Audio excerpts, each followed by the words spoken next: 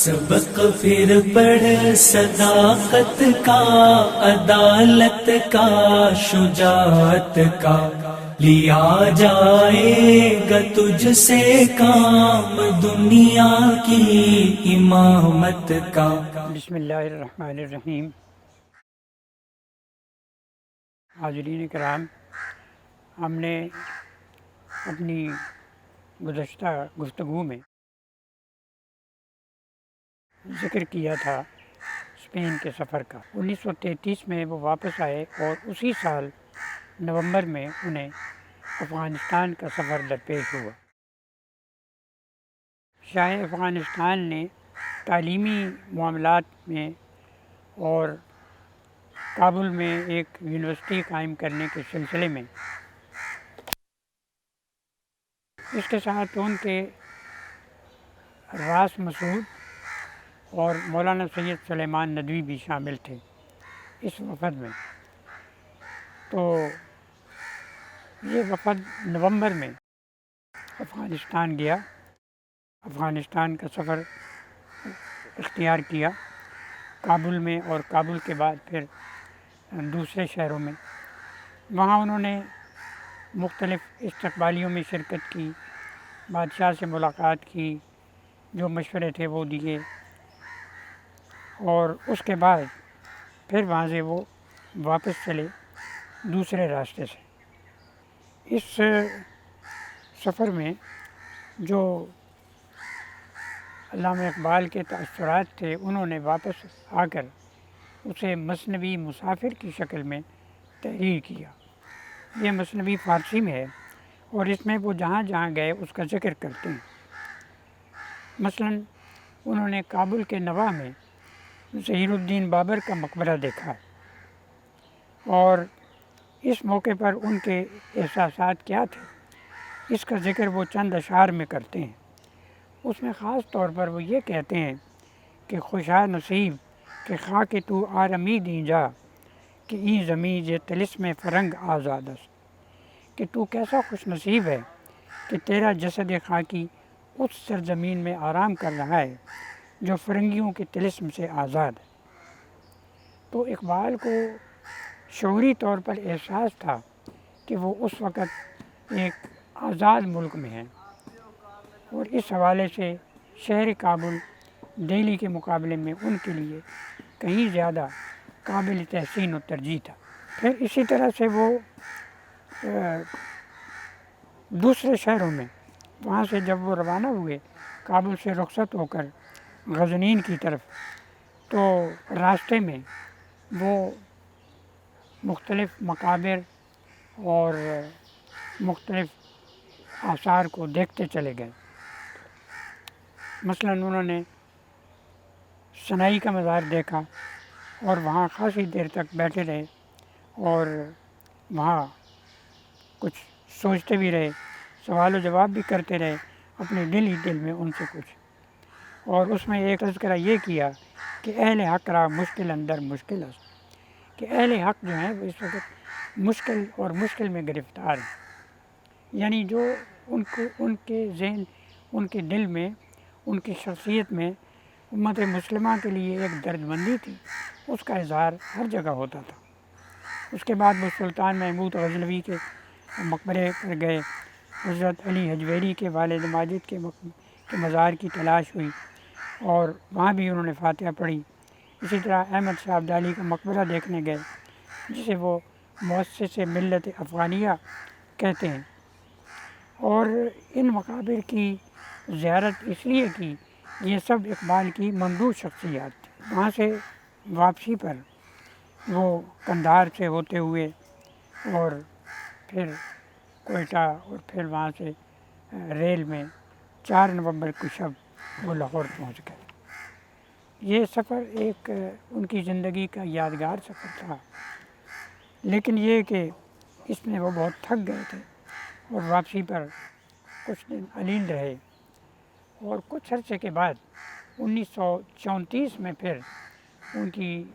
علالت کا آغاز ہوا، طویل علالت کا، جو آخری جو 4-5 سال ہیں وہ انہوں نے، جس طرح انہوں نے کہا ایک دو جگہ، کہ وہ ایک بیمار کی سی زندگی انہوں نے بسر کی۔ اس دوران وہ انجمن حمایت اسلام نے انہیں اپنا صدر مقرر کیا تھا، تو وہ زیادہ ان کی گلا بیٹھ گیا تھا اور وہ زیادہ بول نہیں سکتے تھے، بینائی بھی متاثر ہو گئی تھی آخری زمانے میں، لیکن اس کے باوجود وہ امت کی بھلائی کے لیے مشکل محسوس کرتے ہوئے بھی ان اجلاسوں میں، انجمن کے جلسوں میں چلے جاتے تھے۔ چنانچہ جولائی 1934 میں وہ انجمن حمایت اسلام کے ایک جلسے میں چلے گئے اور وہاں انہوں نے مختصراً کچھ گفتگو بھی کی اور کچھ نصیحتیں بھی کی، کچھ رہنمائی بھی کی۔ اور اس زمانے میں ایک اور مسئلہ یہ درپیش ہوا کہ علامہ اقبال کے ہاتھ لگی ایک کتاب قادیانی مذہب، الیاس برنی کی تصنیف، بہت معروف ہے۔ تو وہ یہ کہتے ہیں کہ اس کتاب کو پڑھ کر صحیح معنوں میں مجھے اندازہ ہوا کہ قادیانیوں کے عقائد کیا ہیں اور وہ ہم مسلمانوں کو کس طرح اسلام سے خارج سمجھتے ہیں۔ تو چنانچہ انہوں نے قادیانیت کے سلسلے میں قادیانیت کا مطالعہ کر کے اور اس سلسلے میں ایک تو بہت مارکے کا مضمون لکھا، اسلام اینڈ احمدزم، اور پھر انہوں نے حکومت سے مطالبہ کیا کہ قادیانیوں کو مسلمانوں سے ایک الگ فرقہ قرار دیا جائے، اور پہلی مرتبہ انہوں نے یہ کہا کہ ایک الگ فرقہ، ایک مسلم اقلیت قرار دیا جائے، باقاعدہ ایک مطالبے کی شکل۔ اور پنڈت نہرو کے ساتھ ان کا مکالمہ ہوا۔ پنڈت نہرو نے قادیانیوں کی حمایت میں کچھ مضامین لکھے تھے، علامہ نے انہیں ایک خط لکھا اور اس خط میں مضامین میں کچھ دلائل بھی دیے، اور اس خط میں انہوں نے واضح طور پر یہ کہا کہ میرے ذہن میں اس معاملے میں کوئی شبہ نہیں ہے کہ احمدی اسلام اور ہندوستان دونوں کے غدار ہیں۔ I have no doubt in my mind that Ahmadis are traitors both to Islam and to India۔ اس کے بعد نہرو کا ذہن بڑی حد تک صاف ہو گیا۔ اسی زمانے میں علامہ اقبال چونکہ بیمار تھے تو سر سید راس مسعود، جو سر سید احمد خان کے پوتے تھے، وہ بھوپال میں وزیر تعلیم تھے۔ انہوں نے نواب حمید اللہ سے ذکر کیا اور نواب حمید اللہ نے علامہ اقبال کو بھوپال آ کر علاج کرانے کی دعوت دی۔ چنانچہ علامہ اقبال نے 3 سفر کیے بھوپال کے، 1935 میں جنوری میں، پھر مئی میں، اور اس سفر میں وہ جاوید اقبال کو بھی ساتھ لے جایا کرتے تھے، علی بخش بھی ان کے ساتھ ہوتا تھا۔ اس بھوپال کے اسفار کے سلسلے میں ایک دلچسپ بات یہ ہوئی کہ جب پہلی دفعہ وہ وہاں گئے اور ان کا استقبال ہوا ریلوے اسٹیشن پر، تو وہاں حکومت کی طرف سے 2 گاڑیاں آئی ہوئی تھیں۔ ایک گاڑی میں یہ سب لوگ بیٹھ گئے اور انہوں نے اپنا جو سامان تھا وہ بھی وہاں اسی گاڑی میں رکھ دیا۔ اب وہ سمجھتے تھے کہ علامہ آ رہے ہیں یہاں تو ان کے پاس بہت سا ساز و سامان ہوگا اور اس کے لیے دوسری گاڑی کی ضرورت ہوگی، تو وہ گاڑی والی جو گاڑی سامان رکھنے والی گاڑی تھی وہ پھر خالی ہی واپس آ گئی، کیونکہ ان کے پاس ایک بیگ تھا اور ایک چھوٹا سا بستر تھا۔ اور یہ اس سے بھی اندازہ ہوتا ہے کہ کس طرح وہ ایک سادہ شخص تھے اور سادہ زندگی بسر کرتے تھے اور کوئی لاؤ لشکر ان کے ساتھ نہیں ہوتا تھا۔ آخری زمانے میں علامہ اقبال نے پنجاب مسلم لیگ کے صدر کی حیثیت سے بھی خدمات انجام دیں۔ قصہ یہ تھا کہ مسلم لیگ پنجاب میں بہت اثر و رسوخ جو تھا وہ سر فضل حسین کا تھا، اور فضل حسین جو ہے وہ انہوں نے انکار کر دیا تھا جب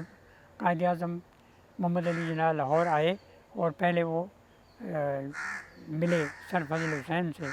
تو فضل حسین نے انکار کر دیا کہ وہ اس سلسلے میں کچھ نہیں کر سکتے۔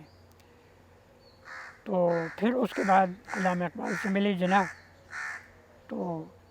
علامہ اقبال نے انہیں کہا کہ میں جس حد تک بھی خدمت بجا لاتا ہوں، تو چنانچہ آپ نے انہیں پنجاب مسلم لیگ کی صدارت بھی تفویض کی، اور یہاں جو کچھ مختلف کمیٹیاں تھیں ان کے لیے بھی کہا گیا وہ اس سلسلے میں۔ تو اس زمانے میں جو بھی علامہ اقبال کر سکتے تھے وہ کرتے رہے، مختلف میٹنگوں میں لوگوں کی رہنمائی کرتے رہے، انہیں بتاتے رہے۔ یہ ایک بڑا المیہ ہوا ان کی آخری زمانے میں کہ ان کی بیگم جو ہیں وہ 1935 میں فوت ہو گئی۔ وہ پہلے عمر بھر کرائے کے مکانوں میں رہتے تھے، آخری 3 سال انہیں ملے کہ وہ اپنے مکان میں جاوید منزل میں منتقل ہوئے، لیکن تیسرے دن جب جاوید منزل پہنچے تو دوسرے دن یا تیسرے دن ان کی بیگم فوت ہو گئی، اور یہ علامہ کے لیے ایک بہت بڑا صدمہ تھا۔ اور اب وہ کیا کریں، اس گھر کا انتظام کون سنبھالے گا؟ اس سلسلے میں انہوں نے علی گڑھ کے پروفیسر اور دانشور رشید احمد صدیقی سے مشورہ کیا، انہیں خط لکھا، تو انہوں نے وہاں کے ایک پروفیسر کی سالی جو جرمن تھی ان کا نام تجویز کیا اور ان کی تفصیل لکھی تو علامہ مطمئن ہو گئے۔ چنانچہ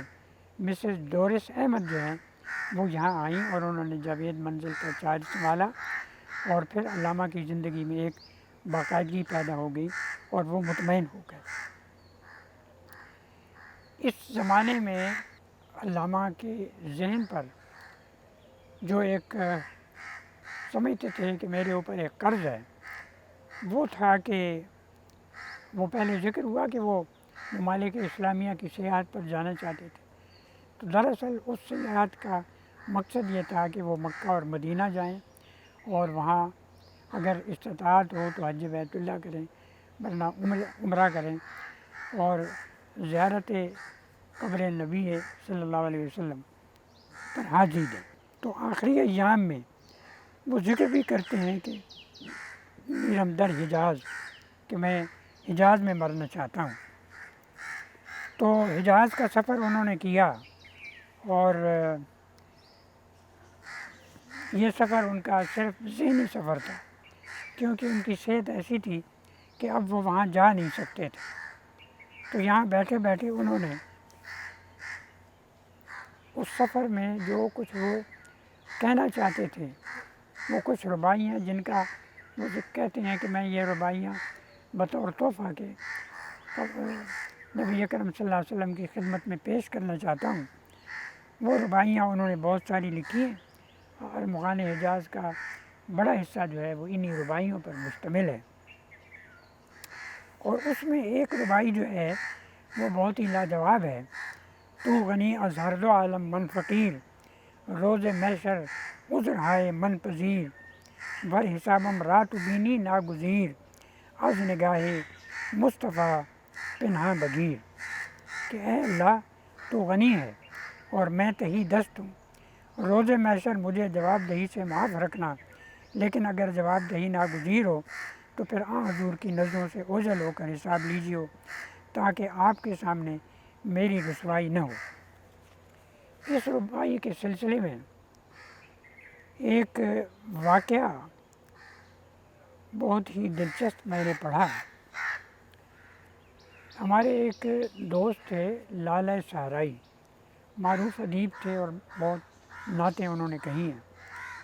وہ یہ کہتے ہیں کہ جب وہ اسکول میں پڑھتے تھے تو ان کے اساتذہ اسکول میں شام کو جمع ہوتے تھے